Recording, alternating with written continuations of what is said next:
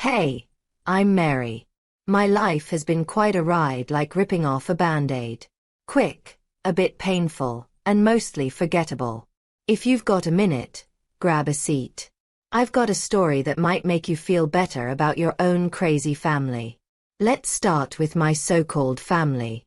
Picture a cute little house with a white picket fence, a backyard barbecue, and a dog named Buster who's missing some fur. That's where the picture-perfect image ends. Inside that house was my big sister Linda, the queen bee. Then there was me, just buzzing around like a worker bee, barely noticed. I've got to give it to Linda. She knew how to work the system. She was blonde, had a smile that could light up a room, and a way with words that made our parents melt. She got everything: shiny new bike, last slice of pizza, and even the cozy sweater I wanted for Christmas. Yep, that went to Linda too. When she turned on the charm, it was game over. "Mom, Dad, can I please get that dress for prom?" she'd ask, batting her eyes, and they fell for it every time. Meanwhile, I got the leftovers and hand-me-downs. But don't get me wrong, I wasn't starving or anything. I had clothes and a roof over my head, but life wasn't exactly handing me any silver spoons. Now, about my folks, Dad had a job that left him with grease under his nails and a tired smile. Mom was a wizard in the kitchen and could sniff out nonsense unless it came from Linda. When Linda got into that fancy college with the big lawns and ivy-covered walls, it was like Christmas came early and stayed forever. Mom and Dad threw a party that could wake the dead. But by the time I started thinking about my own future, the excitement was long gone. Suddenly, it was all, money's tight, Mary, and real life's about making sacrifices, you know. I remember when they told me the news.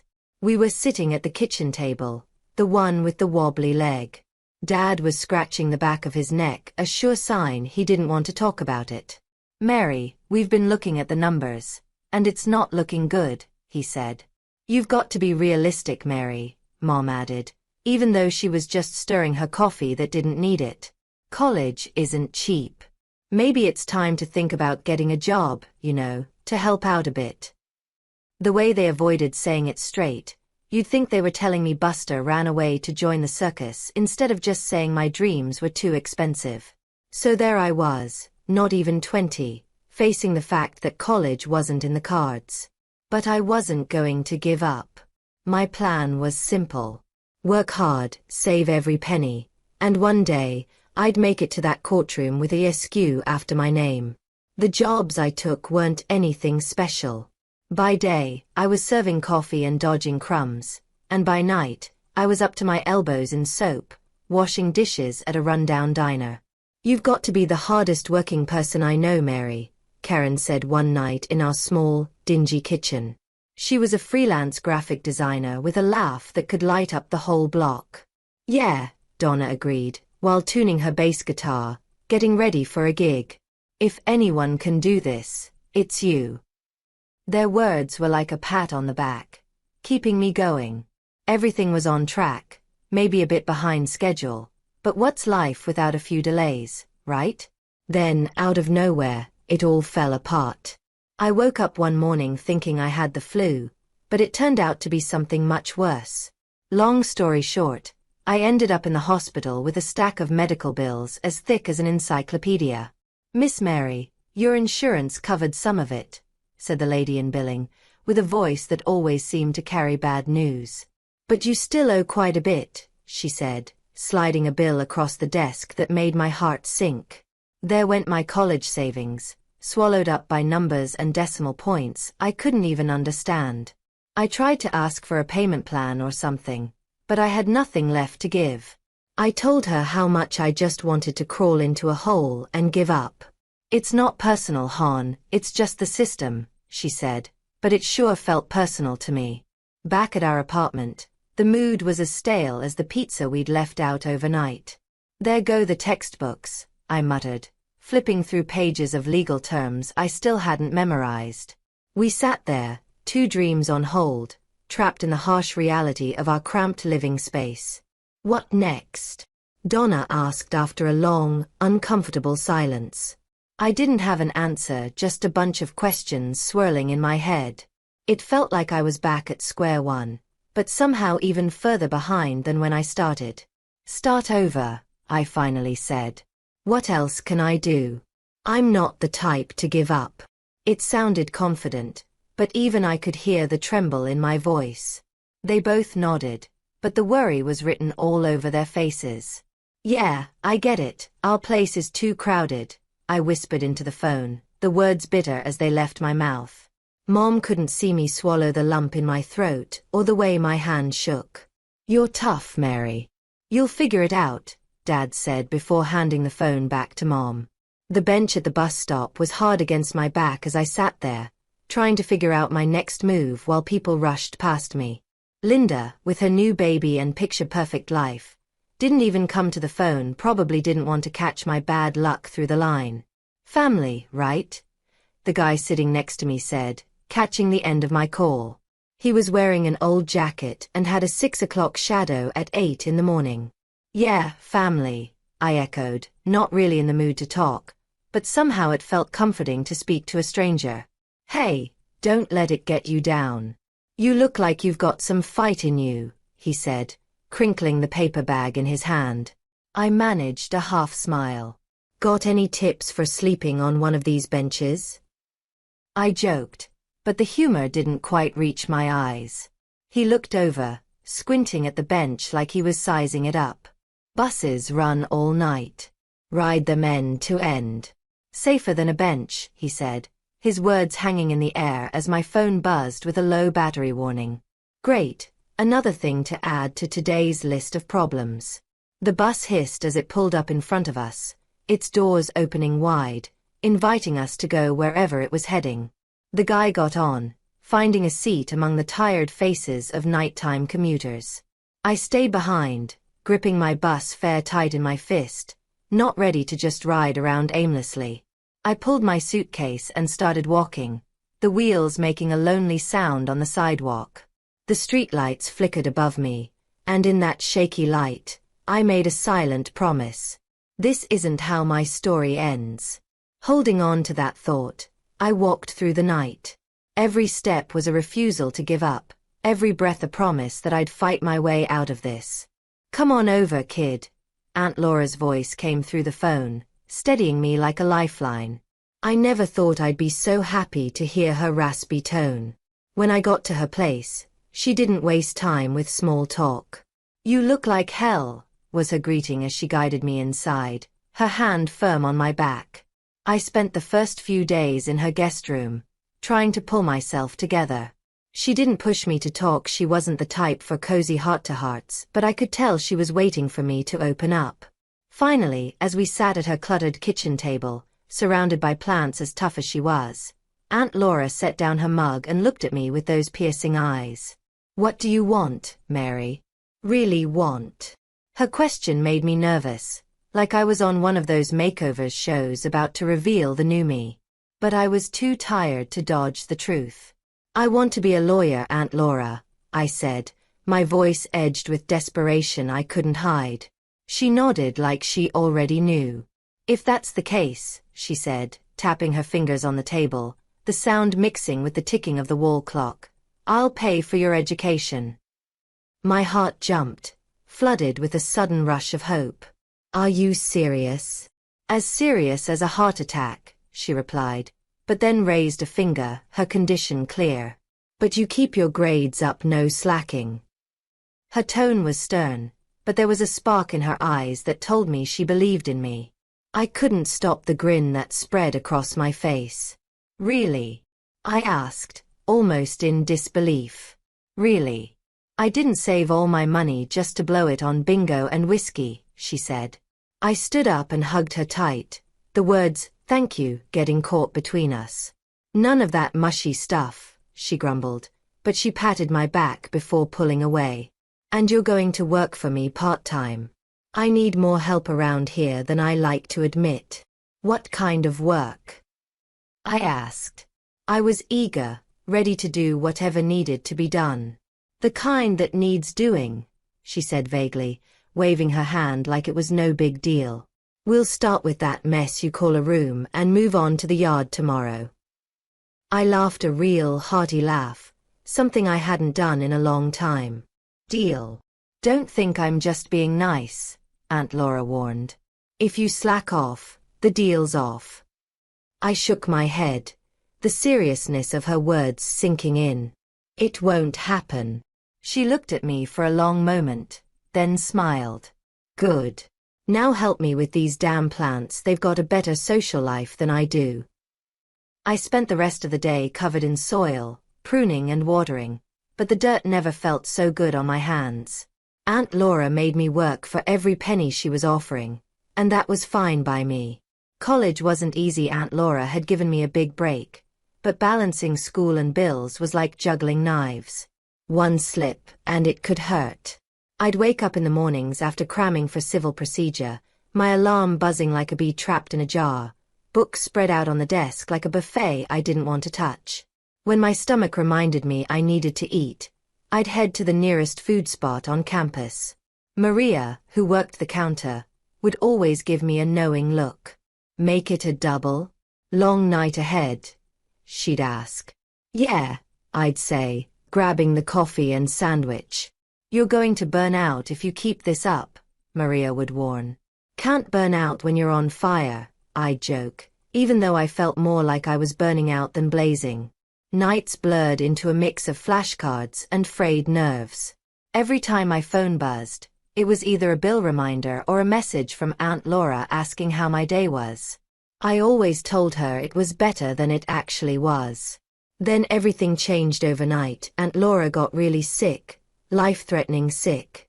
I held her hand more times than I could count in that too-quiet hospital room. There wasn't much to say. What do you say when the person who's been your rock is fading away?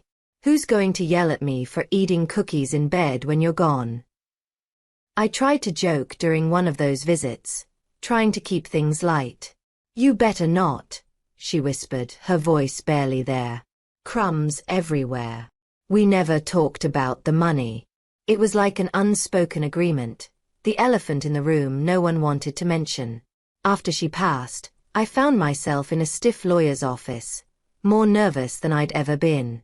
I was more nervous than I'd ever been for any exam, sitting there with a lawyer, a stiff man with a comb-over and glasses slipping down his nose. She left you the house, Mary, he said. It was like Aunt Laura was still looking out for me. She what?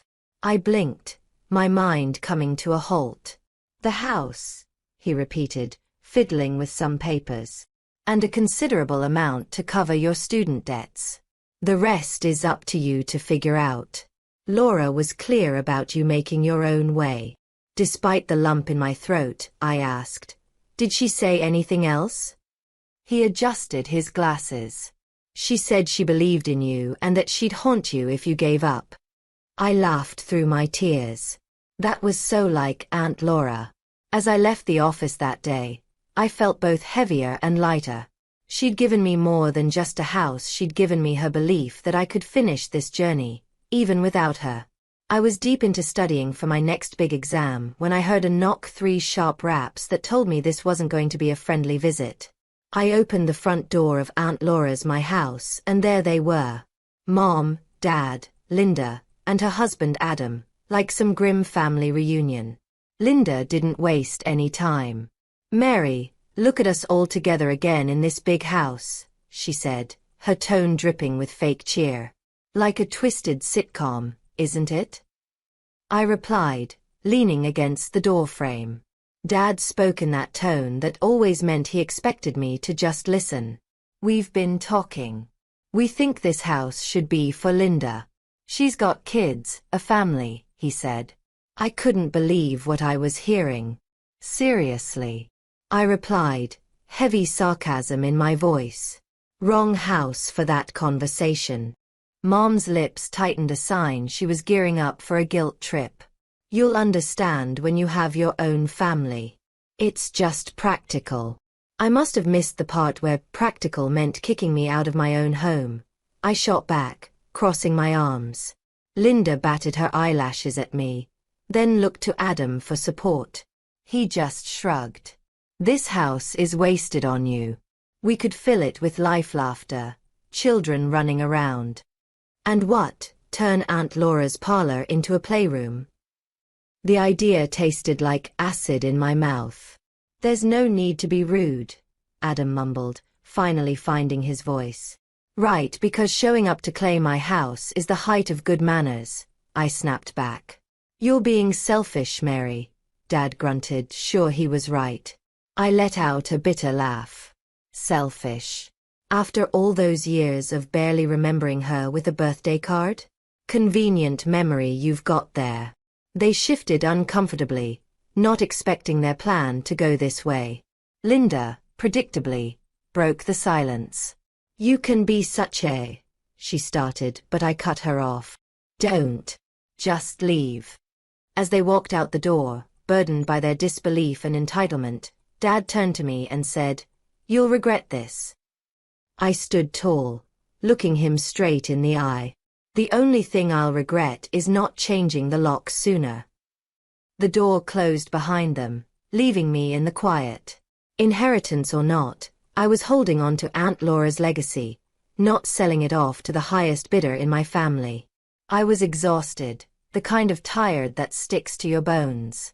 After a double shift at the law firm, all I wanted was a hot shower and my bed.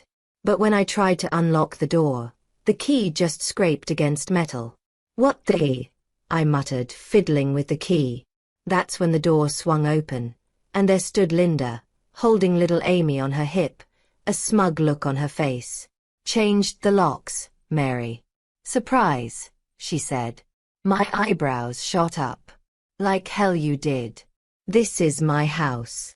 She smirked. Not anymore, she replied, bouncing Amy, who seemed blissfully unaware of the drama. Anger bubbled up inside me. Watch me, I said, already dialing. Her smirk wavered. As the dispatcher answered, Linda's confidence slipped. Yes, my sister has illegally entered and changed the locks on my house, I said loudly into the phone. Just then, Dad's truck pulled into the driveway, with Mom by his side, looking like they were staging an intervention. Mary, be reasonable, Mom started, her eyes wet like she was in some soap opera. I'm past reasonable, I replied, not hiding the edge in my voice. Adam, a good foot taller than me, stepped up, trying to look intimidating. Come on, Mary, he said in a low voice. Don't make a scene. I held up my phone, the recording button clearly visible. Say that again, Adam, for the camera, I insisted. His face turned pale. Sirens cut through the tension as a cop car pulled up. The officer stepped out, all serious looks and business. What seems to be the problem here? One asked. Their bravado crumbled like stale bread. Dad's voice lost its strength. It's a misunderstanding, officers. Family matter. Stealing my house is a bit more than a family matter, I replied, my voice steady. I crossed my arms as I spoke. The officers looked between us, taking in the situation, clearly experienced in handling this kind of thing. All right, let's start with some ID, and we'll go from there, one of them said, pulling out a notepad. Linda reluctantly handed Amy to Mom and dug into her purse. The legal process had begun. They asked questions, and we gave answers. Dad and Mom tried to put on a show, but the deed to the house was in my name, signed and sealed by Aunt Laura's will. Can you prove you live here, ma'am? The officer asked me. Better I can prove I own it, I replied, reaching for my briefcase in the car. Seeing Aunt Laura's will felt like the first real breath I'd taken since this all started. The officers read through it, their eyebrows rising and falling as they absorbed the legal details. Seems clear to us, one officer said, folding the papers back into the briefcase. I suggest you hand over a set of keys to Miss here, or we'll have to proceed with charges for breaking and entering and unlawful eviction. Linda reluctantly handed over a set of keys. Mom and Dad went silent, and Adam looked like he wished the ground would swallow him up. The cops escorted them off the property. Mom gave me a look like I'd kicked her puppy, but the law was the law, no room for sob stories. The door closed behind me with a click, like the final word in an argument. I leaned against it, my hands shaking from the adrenaline rush. I trudged into the kitchen to make a much-needed cup of coffee. As the kettle boiled, I thought about what my next move should be. The solid click of the lock snapping into place felt like the end of a long, bad joke. My house, now a fortress, just needed one more thing to be perfect. Maybe I'll get a big, nasty dog, I muttered to no one in particular. I wasn't much of a pet person, but the thought of a drooling beast scaring off any unwanted family visits brought a smirk to my face. Weeks passed, and the silence from my family was louder than any argument we'd ever had. No calls, not even a lousy text. Sometimes, late at night, when the work was done and the quiet was too overwhelming, I felt the weight of it all. I often find myself on Linda's social media page. She has a flair for drama photos of the kids with sad eyes and pouty lips, captions meant to tug at my guilt. Little Peter wishes he had a yard to play in, or Amy's third birthday without Auntie Mary. I chuckle every time. Does she think I've forgotten why I stood my ground? Does she expect me to feel sorry? I remember all too well the days when I begged for help with my college fees and got nothing but lectures about responsibility and tough love. I can still feel the cold slam of the door when I was broke and desperate, and they told me they had no room for me. The way my own foundation crumbled beneath me. No, my new life is something I built myself, paying my dues in full, fighting my battles alone. No amount of sad pictures will erase the past they wish I'd forget. I thought about posting a reply once, something snappy and a little mean, but why bother?